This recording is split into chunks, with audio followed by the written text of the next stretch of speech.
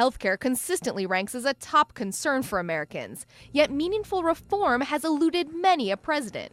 But as Barack Obama launches his efforts, some say the climate in Washington has never been better. I think there are a whole bunch of forces that are moving in the right direction. Chief among those forces are the rising number of uninsured Americans, now estimated at 48 million, and the rising costs of the current system. It has resulted in an increased willingness to consider governmental involvement in trying to change the healthcare system on both sides of the aisle, Republicans as well as Democrats. They have different ideas about how to do it, but they're talking about how to do it, not whether to do it. Adding to the urgency, the slumping U.S. economy.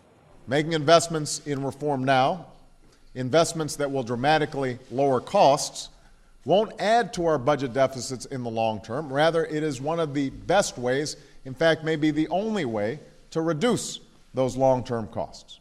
Obama may be able to articulate why the country needs health care reform now, but the overarching question is, how will he make it happen? The president has not sent a specific plan to Congress, hoping to avoid some of the problems that derailed President Clinton's efforts in the 1990s. Clinton sent lawmakers a long, detailed plan, then threatened to veto any measure that didn't give him what he sought.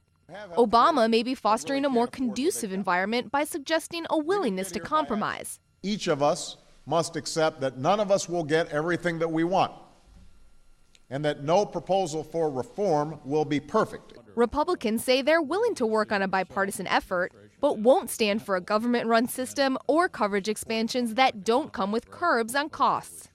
Julie Pace, The Associated Press, the White House.